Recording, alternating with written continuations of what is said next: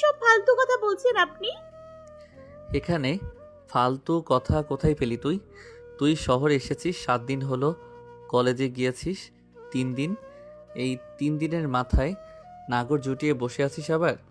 আর তার জন্য এতটাই মায়া যে তাকে দেখতেও চলে গিয়েছিস হসপিটাল পর্যন্ত। চুপ করুন তো আপনি। আপনার কথাগুলো সহ্য করতে পারছি না আমি। তৃষ্পির এই কথাটাই যেন হৃদের গায়ে আগুন ধরানোর জন্য যথেষ্ট ছিল।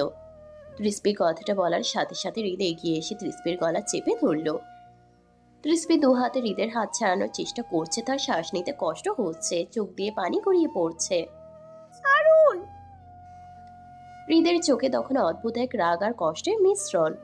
আমার সাথে এভাবে কথা বলার সাহস কোথা থেকে পাস? রিদ, কি করেছো তুমি? তৃষ্মি মার গায়ে হাত তুলছো কোনো?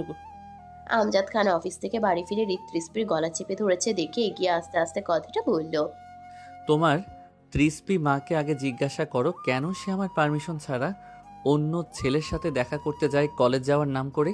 হৃদের কথা শুনে আমজাদ খান তৃষ্পিকে জিজ্ঞাসা করলো। কি হয়েছে মা? রিদ এসব কি বলছে? তৃষ্পি ভেজা কণ্ঠে বলল। বাবা আমাদের কলেজের এক ভাইয়াকে বাবা আমাদের কলেজের এক ভাইয়াকে দেখতে গিয়েছিলাম হসপিটালে, আমি আর এলি। কিছুক্ষণের জন্য এলি বাথরুমে গিয়েছিল, তখন জিসান ভাইয়া এসে পরিচিত হচ্ছিল আমার সাথে। তখন কেউ ফটো তুলে ওনাকে পাঠিয়েছে সেটা। হৃদের তৃষ্পির বলা কথাগুলো হজম করতে যেন কষ্ট হচ্ছে। আর তৃষ্পি বা কেন যাবে কলেজের সিনিয়র ভাইকে দেখতে? কই তার তো কখনো খোঁজ নেয় না যে সে কি করছে, তা খেয়েছে কিনা, শরীর ভালো আছে কিনা। তাহলে অন্য ছেলেকে কেন দেখতে যাবে সে? হৃদ রাগে ফুঁসছে, বাবার সামনে পারছে না তৃষ্পিকে দুটো থাপ্পড় মারতে। তৃষ্পির বলা একটা কথাও যে সত্যি না সেটা হৃদ ভালো করেই জানে। হৃদ জানে এলি কোনো ছেলের সাথে কথা বলে না তার ভয়ে, তাহলে সিনিয়র ভাইকে দেখতে যাওয়ার প্রশ্নই আসে না এখানে। আর রইল তৃষ্পির কথা, সে তো 2 দিন হলো কলেজে ভর্তি হয়েছে, এত তাড়াতাড়ি নিশ্চিত সে নিজের ক্লাসের সবার সাথে পরিচিত হয়েছে কিনা ঠিক নেই। আর সিনিয়র ভাই তো দূরে থাক। হৃদ আর কিছু ভাবতে পারছে না। 2 হাত দিয়ে চুল খামচে ধরে নিজেকে শান্ত করার চেষ্টা করলো। কিছুক্ষণ পর তৃষ্পির দিকে তাকালে দেখতে পেল তৃষ্পির গলা লাল হয়ে গেছে, হয়তো একটু বেশি লেগেছে। তৃষ্পি করুণ চোখে তাকিয়ে আছে হৃদের দিকে। হৃদ নিজেকে শান্ত করে ঠান্ডা গলায় বলল। ঠিক আছে, আমি মেনে নিলাম তুমি কোনো ভুল করনি। ভদ্রতার খাতিরে দেখতে গিয়েছিলে তোমার আদরের সিনিয়র ভাইকে। তার ঠোঁটে তাচ্ছিলের হাসি ফুটে উঠল। কিন্তু শুনে রাখো, তোমার বলা কথাগুলোর যদি একটা অক্ষর মিথ্যা হয় তাহলে সেদিন তোমার এই বাড়িতে শেষ দিন হবে। কথাটা মাথায় রেখো। হৃদের কথা শেষ হতেই ঘরের ভেতর এক ধরনের ভারী নীরবতা নেমে এলো। এরপর হৃদ আর কিছু না বলে ঘুরে দাঁড়ালো। বাইরে যাওয়ার সময় মেইন দরজায় জোরে একটা লাথি মারলো সে। ধাম করে শব্দ হতেই পুরো বাড়িটা যেন কেঁপে উঠল। কাঠের দরজাটা গিয়ে জোরে দেওয়ালে আঘাত করলো। তৃষ্পি ভয়ে কেঁপে উঠল খানিকটা। তার বুকের ভেতরটা ধরফর করতে লাগলো। বুকে ফুও দিল ভয়ে। বহুত বাছা বেঁচে গিয়েছে আজকের মতো তারা। আমজাদ খান তীক্ষ্ণ চোখে একবার দরজার দিকে তাকালেন, তারপর দীর্ঘশ্বাস ফেলে তৃষ্পির দিকে ফিরে বললেন। ওর কথা কিছু মনে করিস না মা। রাগের মাথায় মানুষ অনেক কিছুই বলে ফেলে। তুমি রুমে যাও মা। তৃষ্পি আমজাদ খানের দিকে মায়া ভরা চোখে তাকালো। তৃষ্পি এই বাড়িতে এসে থেকে দেখছে এই একটা মানুষ যে তাকে নিজের মেয়ের থেকেও তাকে বেশি সম্মান দিয়ে কথা বলে।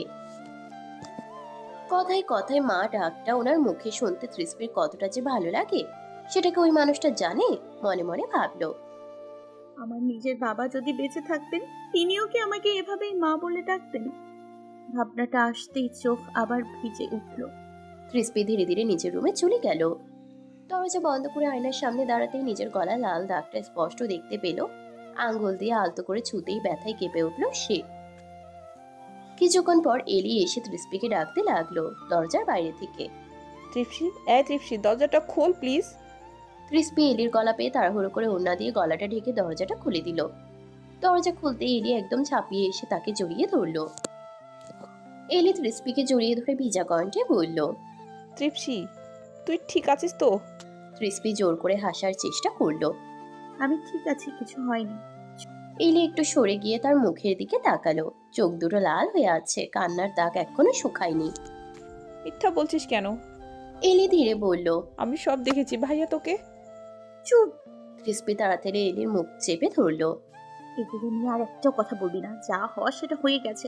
তুই একটু সাবধানে থাকিস, তোর ভাইয়া তোকে অনেক বিশ্বাস করে। হুম, জানি, কিন্তু এখন তো আর পিছু সরে আসতে পারবো না আমি। অনেক আগেই ভালোবাসার আগুনে ঝাঁপ দিয়েছি যেখান থেকে মৃত্যু ছাড়া আর ফিরে আসা সম্ভব না রে। তৃষ্পি এলির দিকে অবাক চোখে তাকিয়ে আছে। যেখানে তৃষ্পি ভালোবাসা সম্পর্কে কিছু বোঝে না, সেখানে এলি কি সুন্দরভাবে ভালোবাসার বর্ণনা দিল। তৃষ্পি এলিকে বলার মতো ভাষা খুঁজে পেল। দোয়া করি তোরা যেন একে অপরকে কোনো বাধা ছাড়া পেয়ে যাস। হুম, ইনশাল্লাহ। এলির মুখে এই কথাটা শুনে তৃষ্পি হালকা করে হাসলো, কিন্তু সে হাসির ভেতরেও একটা চাপা কষ্ট লুকিয়েছিল। তৃষ্পি কিছুক্ষণ চুপ থেকে বলল, তুই সাবধানে থাকিস এলি। ভালোবাসা যত সুন্দর হয় ততই কষ্টেরও হয় কখনো কখনো। এলি তৃষ্পির হাতটা শক্ত করে ধরে বলল, আমি ভয় পাই না রে, শুধু একটাই ভয়, ভাইয়া যেন হৃদয়ের কোনো চাকরি পাওয়ার আগে জানতে না পারে। তৃষ্পি গভীরভাবে তাকালো তার দিকে। তখন যা হবে একসাথে সামলাবি, কিন্তু এখন কিছু বলিস না। এলি মাথা নাড়লো। হঠাৎ এলির চোখ আবার চলে গেল তৃষ্পির গলার দিকে। ব্যথা করছে খুব? তৃষ্পি একটু থেমে মুচকি হেসে বলল, তোদের ভালোবাসার কাছে আমার এই ব্যথা কিছুই না, পাগলি। এলির চোখ আবার ভিজে উঠল। তুই এত ভালো কেন রে? তোকে ভাবি আর বান্ধবী হিসেবে পেয়ে আমি আমি সত্যি অনেক হ্যাপি। তৃষ্পির মৃদু হাসলো। এইভাবেই থাকতে চাই তোর সাথে সারা জীবন মিলেমিশে ইনশাল্লাহ। কেউ যেন আমাদের কেউ যেন আমাদের ননদ ভাবির দিকে আঙুল তুলে কথা বলতে না পারে। এলি মৃদু হেসে বলল। ইনশাল্লাহ। তৃষ্পি মুচকি হাসলো। এলি আর কিছু বলল না, শুধু তৃষ্পিকে আরেকবার জড়িয়ে ধরে ধীরে ধীরে রুম থেকে বের হয়ে গেল। হৃদ বাড়িতে আসলো প্রায় রাত 12টার পর। রুমে ঢুকতেই দেখতে পেল রুমটা পুরো অন্ধকারে ছেয়ে আছে। হৃদ একটু এগিয়ে গিয়ে লাইট অন করলো। লাইটের হঠাৎ তীব্র আলোয় তৃষ্পির ঘুম ভেঙে গেল। সে কুকড়ে গিয়ে চোখ ঢেকে ফেললো হাত দিয়ে। কিছুক্ষণ পর ধীরে ধীরে চোখ খুলে তাকাতেই দেখলো দরজার পাশে দাঁড়িয়ে আছে হৃদ। চোখ মুখ কেমন লাল হয়ে আছে হৃদের। রাগের জন্য নাকি শরীর খারাপ সেটা কাছে গিয়েও দেখতে পাচ্ছে না তৃষ্পি, ভয়ে দুপুরের ওই ঘটনার জন্য। তবুও সাহস করে শোয়া থেকে উঠে বসে মিনমিনে গলায় বলল, আপনি ঠিক আছেন তো? চোখ মুখ এমন লাল দেখাচ্ছে কেন আপনার? আর খেয়েছেন কিছু?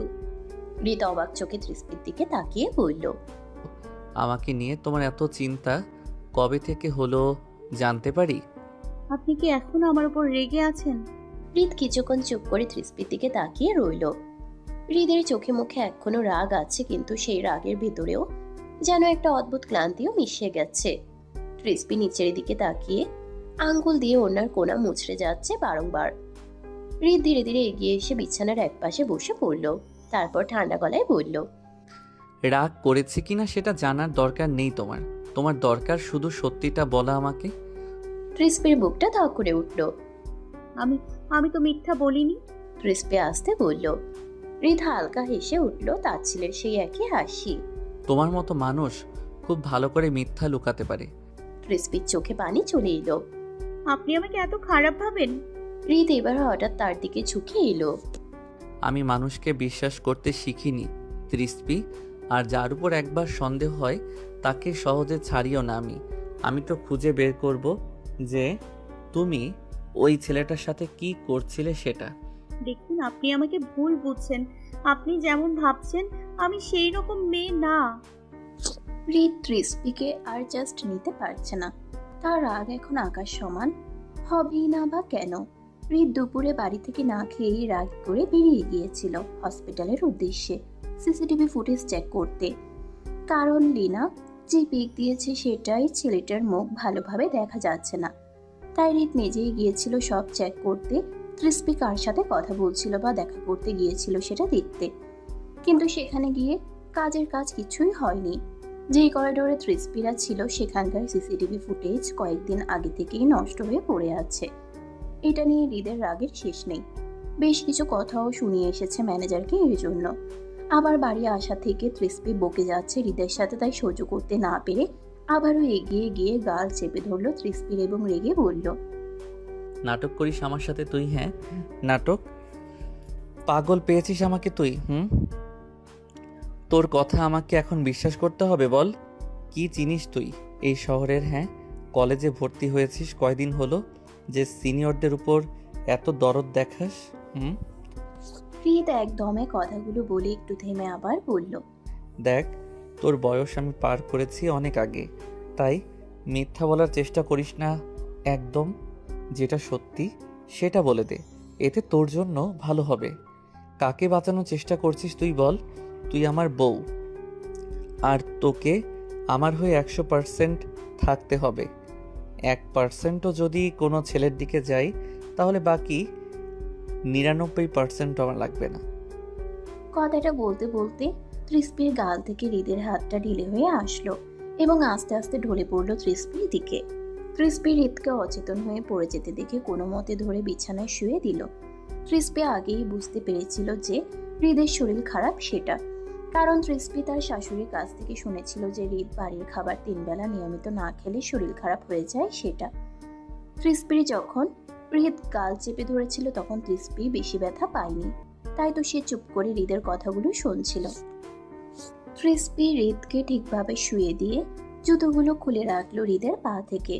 তৃষ্পি হৃদের মুখের দিকে তাকাতেই যেন গায়ের লোম কেমন শিউরে উঠল। হৃদ চোখ বন্ধ করে অচেতন হয়ে পড়ে আছে, মুখটা কেমন ফ্যাকাশে হয়ে গেছে, হয়তো না খেয়ে থাকার কারণে। তৃষ্পি মনে মনে বলল, এত রাগ, এত জেদ, কিন্তু নিজের খেয়ালটুকু রাখতে পারে না মানুষটা। হঠাৎ মনে পড়লো উনি তো না খেয়ে শুয়ে পড়লো সেটা, আর না খেয়ে সারা রাত থাকলে তো আরো শরীর খারাপ করবে ওনার। তাই তৃষ্পি হৃদকে ডাকতে লাগলো, এই যে শুনছেন, আরে শুনুন না, খাবার নিয়ে আসবো, খাবেন কিছু? চোখ খুলুন। হৃদ হাত খোলা চোখে তাকালো। সবকিছু ঝাপসা লাগছে তার কাছে, কিন্তু সেই ঝাপসার মাঝেও সে দেখতে পেল তৃষ্পিকে। হৃদ দুর্বল গলায় তৃষ্পিকে বলল, কিছু বলবে? ঢাকছো কেন? নিজেও ঘুমাও আর আমাকেও ঘুমাতে দাও প্লিজ। আপনি কিছু খাননি তাই শরীরটা এমন হয়েছে, খাবার নিয়ে আসি, খেয়ে নেন। না বকে ঘুমাও তো, আমার খোঁজ কাউকে নিতে হবে না। আপনি না খেয়ে ঘুমালে আমার ভালো লাগবে না, উঠুন প্লিজ। বলছি না খাবো না, একটা কথা কতবার বলতে হয় তোমাকে? তৃষ্পি আর কিছু না বলে বসা থেকে চুপচাপ উঠে দাঁড়ালো। দরজার দিকে কয়েক ধাপ এগিয়ে গিয়েও আবার থেমে গেল। একবার পিছনে ফিরে হৃদের দিকে তাকালো। হৃদ নিশ্চুপ পড়ে আছে। তৃষ্পি ধীরে দরজা খুলে নিচে নেমে গেল। রান্নাঘরটা তখন প্রায় ফাঁকা, সবাই ঘুমিয়ে গেছে। তৃষ্পি চুপচাপ ভাত, ডাল আর কিছু তরকারি গরম করতে লাগলো। ঠান্ডাতে তার হাত কাঁপছে, কিন্তু সে থামছে না। এদিকে এলির ঘুম আসছে না কোনো মতে তৃষ্পির টেনশনে, কারণ দুপুরে যে ঘটনা ঘটলো তার জন্য তৃষ্পির সাথে আবার এমনটা করবে না হৃদ ভাইয়া, তার কোনো ভরসা পাচ্ছে না এলি কিছুক্ষণ এদিক ওদিক পাইচারি মেরে বিছানায় গিয়ে বসে ফোনটা হাতে নিল হৃদয়কে কল করার জন্য। তবে এলি কল করার আগে হৃদয়ের কল এসে গিয়েছে। এলি ফোনটা রিসিভ করে কানে নিতেই শুনতে পেল হৃদয়ের গলা। আসসালামু আলাইকুম, কেমন আছো? ওয়ালাইকুম আসসালাম। আলহামদুলিল্লাহ ভালো। তোমার শরীর কেমন আছে এখন? আমি সত্যি ভাবতে পারিনি তুমি আমাকে দেখতে আসবে তো। না ভাবার কি আছে শুনি, মা আব্বুকে জানিয়েছো তুমি? না, পাগল নাকি? মা আব্বু জানলে আমাকে এখানে রাখবে না, আর তারা বাড়িতে নিয়ে চলে যাবে। তাহলে জানালে ভালো হতো, পরে জানতে পারলে ওনারা কষ্ট পাবেন। তুমি চিনো না আমাকে, এসব শুনলে মা আমাকে এখানে রাখতে চাইবে না। একদিনে গ্রামে নিয়ে চলে যাবে, আর বাইক তো একদমই দিবে না। ভালোই তো হবে, ভণ্ডামি তো কমবে তোমার, তাই না? ভালো তো হবে আপনার। কোথাও গেলে কেউ দেখতে পাবে না, আর মানা করারও কেউ থাকবে না, তাই না? জি। আচ্ছা শোনো না, বলো, শুনছি। হৃদ ভাইয়া রেগে আছে আমাদের ওপরে, বিশেষ করে তৃপ্সির ওপর। কেন?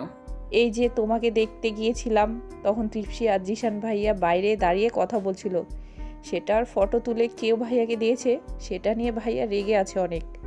সত্যিটা বলে দিলেই পারতে যে তুমি আমাকে দেখতে এসেছিলে। তাহলে তুমি আর আমার সাথে এভাবে কথা বলতে পারবে না সারা রাত, বুঝতে পারছো? আজ না কাল জানতে তো পারবে, তাই না? আমার অনেক ভয় হয় জানিস জান তোকে নিয়ে। তোর যদি অন্য কোথাও বিয়ে দিয়ে, বিশ্বাস কর জান, মরে যাব একদম। কখনো ছেড়ে যাস না প্লিজ। তুই যদি আমার সাথে থাকিস, ফ্যামিলি কথা না শুনে, তাহলে তোর ভাইয়ের হাত পায়ে ধরে হলেও তোকে বিয়ে করব আমি। প্লিজ জান, আমার হয়ে থাকিস। তুই বললে আমার বাবা মাকে তাড়াতাড়ি বাড়ি পাঠাবো। 2 দিনের মধ্যেই, কারণ ভাইয়া সন্দেহ করছে। মানে আমার মানে আমরা ধরা পড়ব নিশ্চিত। তুই কি সত্যিই সুখী হবি তো জান, আমাকে জীবন সঙ্গিনী হিসেবে পেয়ে? হৃদয়ের কথাগুলো বলতে বলতে গলা ধরে আসছিল যেন। মনে হচ্ছে ছেলেটা একটু পর হয়তো কান্না করে দিবে। জি, অনেক খুশি হব। সালমা খান তাহাজ্জুদের নামাজ পড়ে জল খাওয়ার জন্য রুম থেকে বের হলেন। সিঁড়ি দিয়ে নামার সময় চোখ গেল রান্নাঘরের দিকে। চোখ যেতেই দেখতে পেলেন সেখানে কেউ আছে। সালমা খান এগিয়ে গেলেন রান্নাঘরের দিকে। ক্রিস্পিকে এই অসময়ে খাবার গরম করতে দেখে জিজ্ঞাসা করলেন, তুমি এত গভীর রাতে রান্নাঘরে কেন তৃষ্পি? খিদে পেয়েছে বুঝি? আর আমাকে ডাকলে না কেন? খাবে তো? ক্রিস্পি খুব মনোযোগ দিয়ে খাবার গরম করছিল। হঠাৎ শাশুড়ির গলা শুনে হালকা অবাক হয়ে পিছনে ঘুরে দাঁড়িয়ে সালমা খানকে বললেন, সেই রকম কিছু না মা, আসলে আপনার ছেলের জন্য খাবার গরম করছিলাম। ক্রিসপি কিছু একটা ভেবে সালমা খানকে বলল, একটা কথা রাখবে মা? বলো কি বলবে তুমি? মা, আপনার ছেলে দুপুরে থেকে কিচ্ছু না খেয়ে আছে, আবার জ্বর বাঁধিয়েছে শরীরে। আমি অনেকবার খাওয়ার কথা বলেছি, কিন্তু উনি শুনছে না। বলছিলেন কি আপনি গিয়ে একটু ওকে বলবেন খাবার খেয়ে নিতে প্লিজ মা? সালমা খান ক্রিস্পির কথা শুনে মুগ্ধ চোখে তার দিকে তাকালো। এই মেয়েটির বয়সই বা কত? 17+, কিন্তু সে তার দায়িত্ব থেকে মুখ ফিরিয়ে নিচ্ছে না এক চুল পরিমাণেও। এই গভীর রাতে একা উঠে তার ছেলের জন্য খাবার গরম করতে এসেছে। সত্যি ভাগ্য করে একটা বৌমা পেয়েছেন। সালমা খান মুচকি হেসে বলল, এই আর এমন কি, চলো খাবার নিয়ে আমি আমি আসছি, না খেলে কান মলে দেব একদম। শাশুড়ির কথায় ক্রিস্পি হালকা হাসলো এবং বলল, ধন্যবাদ মা, আপনি তাড়াতাড়ি আসবেন কিন্তু। আমি খাবার নিয়ে যাচ্ছি তাহলে। আরে পাগল মেয়ে, নিজের ছেলেকে খাওয়ানোর জন্য কেউ ধন্যবাদ দেয়? ক্রিস্পি লজ্জা পেল বেশ। কোনোরকম প্লেটে সব সাজিয়ে রুমের ভিতরে যেতেই ক্রিস্পির হৃদের দিকে চোখ পড়ল। হৃদ চোখের উপর হাত রেখে বিরক্ত মুখে নিয়ে ঘুমাচ্ছে। মনে হচ্ছে এরও একটা কারণ আছে, সেটা হলো হৃদ অন্ধকার ছাড়া ঘুমাতে পারে না শান্তি করে। ক্রিস্পিও যাওয়ার সময় লাইট অফ করে রেখে যায়নি। শরীর দুর্বল থাকার কারণে হৃদ লাইট অফ না করেই ঘুমিয়ে আছে। ক্রিস্পি হৃদের কাছে এগিয়ে গিয়ে বলল, যে শুনছেন, উঠুন প্লিজ, খেয়ে নিন, অল্প করে খাবার নিয়ে এসছি তো। হৃদ নিভু নিভু চোখে ক্রিস্পির দিকে তাকিয়ে বলল, কি হয়েছে? শান্তিতে ঘুমাতে দিবে না নাকি একটু? ক্রিস্পিকে কিছু বলতে না দিয়ে হৃদের কথা শুনে সালমা খান রুমের ভিতরে আস্তে আস্তে বললেন, হৃদ ভদ্র ছেলের মতো কেউ নাও। মায়ের দিকে তাকিয়ে হৃদ আদুরে গলায় বলল, ভালো লাগছে না আম্মু কিছু খেতে? প্লিজ জোর করো না। এখানে এসে একটু মাথায় হাত বুলিয়ে দিবে আম্মু? সালমা খান এগিয়ে এসে হৃদের পাশে বসতেই হৃদ মায়ের কোলে মাথা রাখলো। সালমা খান হৃদের মাথায় হাত বুলিয়ে দিতে দিতে বললেন, এই বয়সে এসেও একদম ছোটবেলার মতো রয়ে গেছিস। অসুস্থ হয়ে শুধু মায়া আদর চাই, তাই না? মায়ের কথায় হৃদ মুচকি এসে সালমা খানকে আরো গভীরভাবে জড়িয়ে ধরল। সালমা খান হৃদের কপালে চুম্বন করে বলল, খেয়ে নে বাবা, না খেলে আমি কিন্তু রাগ করবো। কিন্তু আম্মু।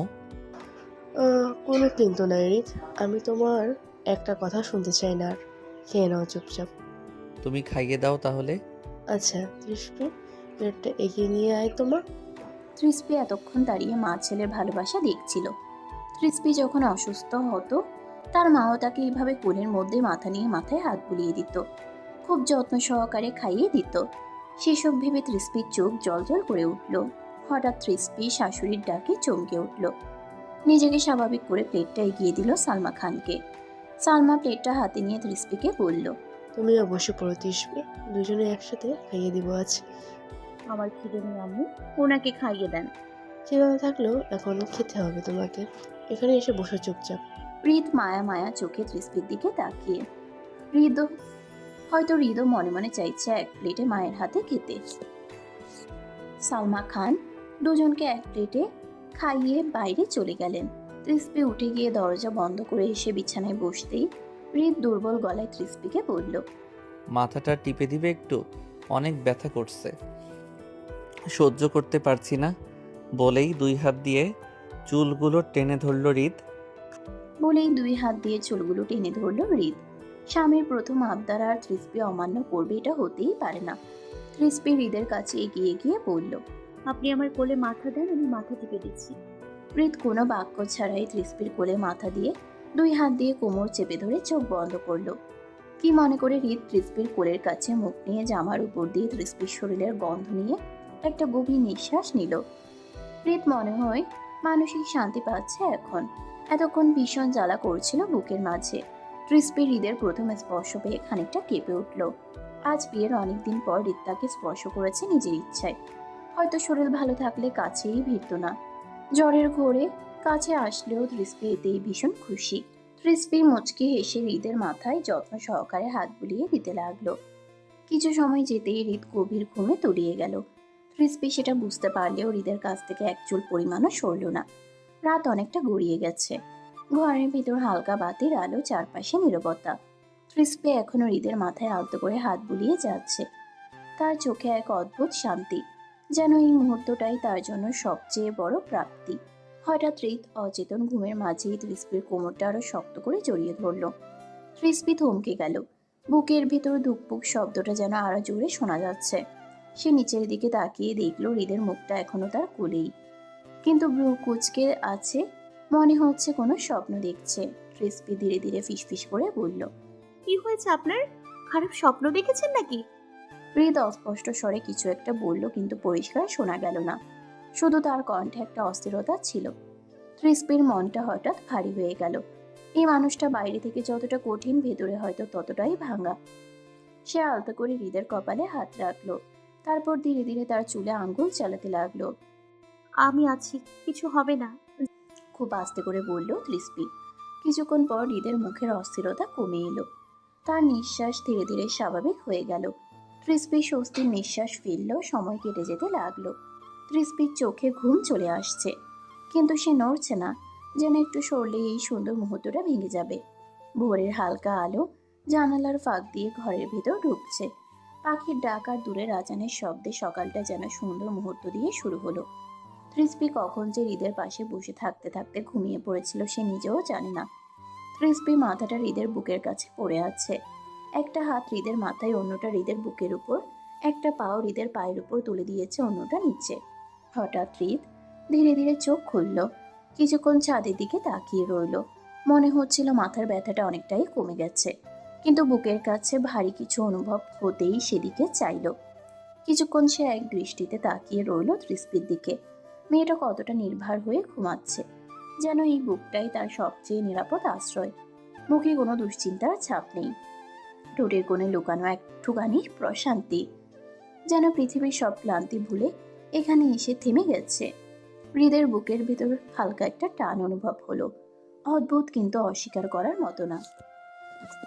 যেন কেউ নীরবে তার শক্ত করে গড়া দেয়ালের ভেতর ঢুকে জায়গা করে নিচ্ছে। হৃদ নিঃশব্দে তাকিয়ে রইল। সময়টা যেন হঠাৎ থেমে গেছে। এই মেয়েটা, যাকে সে এতদিন দূরে ঠেলে রেখেছে, অবহেলা করেছে, আজ ঠিক তার বুকেই এত নিশ্চিন্তে আশ্রয় নিয়েছে। হৃদের ভিতরে কেমন এক অদ্ভুত নরমতা ছড়িয়ে পড়ল। হৃদের আঙ্গুলগুলো ধীরে ধীরে এগিয়ে গেল।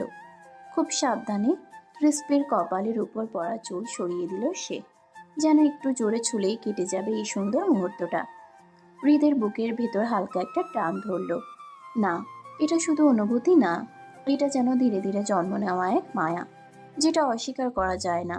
হৃদ আস্তে করে ক্রিসপির মাথাটা নিজের বুক থেকে নামিয়ে রাখতে গেলেই ক্রিসপি ঘুমের ঘোরেই হালকা নড়ে উঠল।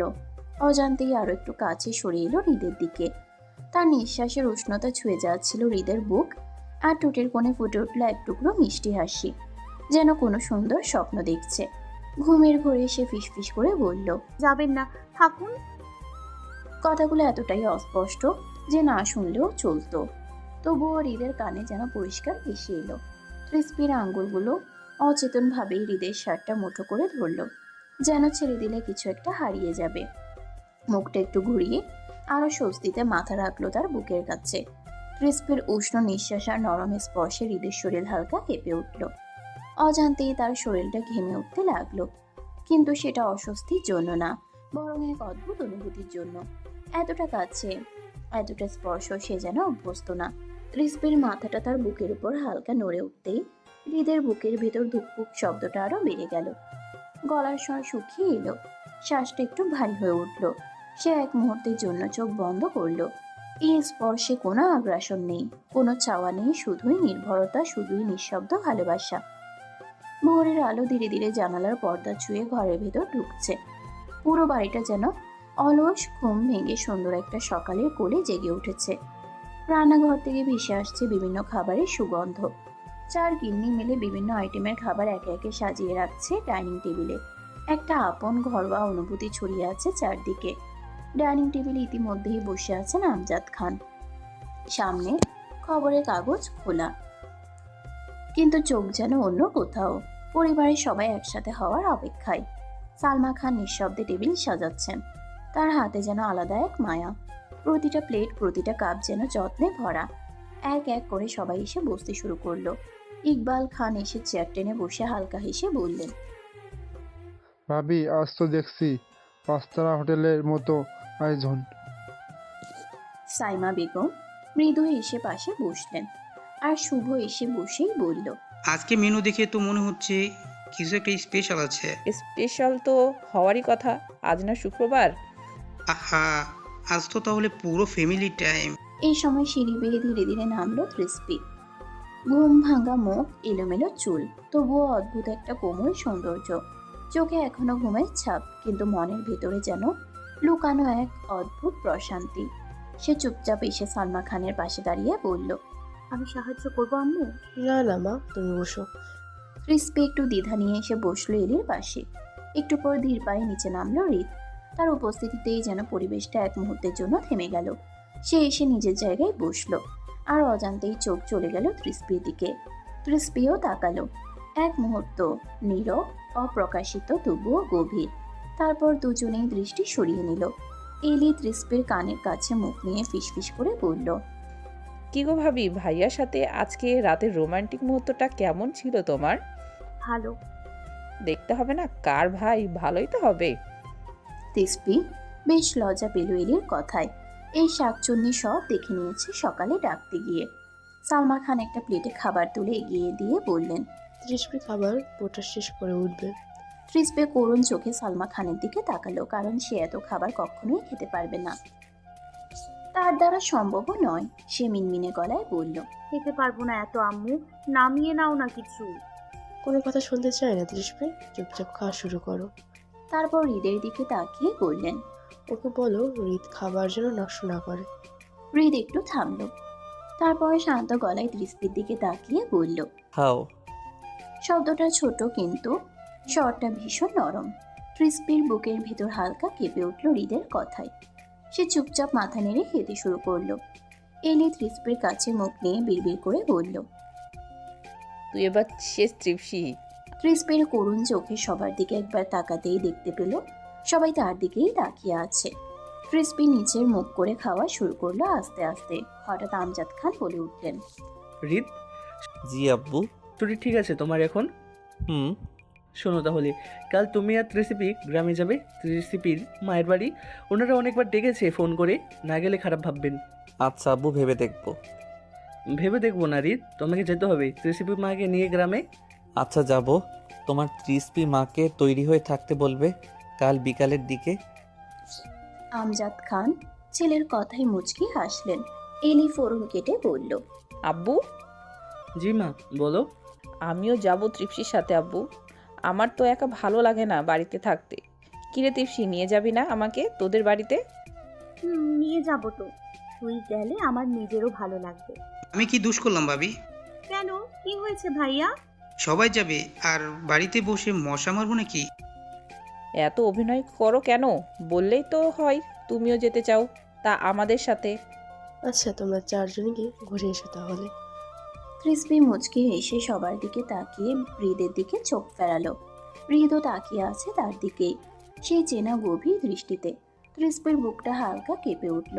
হৃদ ধীরে বলে উঠল, ব্যাগ গোছানো শুরু করে দাও, কাল কিন্তু দেরি করা যাবে না। জি এমপি সাহেব। তৃষ্পি মজা করে বলতেই সবাই হেসে উঠল। হৃদ আর এক সেকেন্ডও না দাঁড়িয়ে উঠে চলে গেল বাইরের দিকে। হৃদ যেতেই সবাই আবার উচ্চ শব্দে হেসে উঠল। কিছুক্ষণ পর আমজাদ আর ইকবাল খান চলে গেল অফিসে। শুভ চেয়ার ছেড়ে উঠে চলে আসার পরও কি মনে করে এলির কাছে এসে ওর ওড়নাতে হাত মুখ মুছে চলে যেতে গেলে এলি চিল্লিয়ে উঠল। এই আমার ওড়নাটা কি তোমার রুমাল নাকি? তোরটা বেশি হাতের কাছে পাই সবচেয়ে তাই। শুভ রোজ একই কাজ দেখে সাইমা বেগম বললেন। এই অভ্যাস ছাড়ো শুভ, তুমি এখন ছোট না, নিজের রুমাল দিয়ে নিজের হাত মুখ মুছবে এবার থেকে। আচ্ছা আম্মু, ভাই বলে শুভ চলে গেল হৃদয়ের অফিসে। এলে খাওয়া দাওয়া করে নিজের রুমে এসে হৃদয়কে ফোন করলো।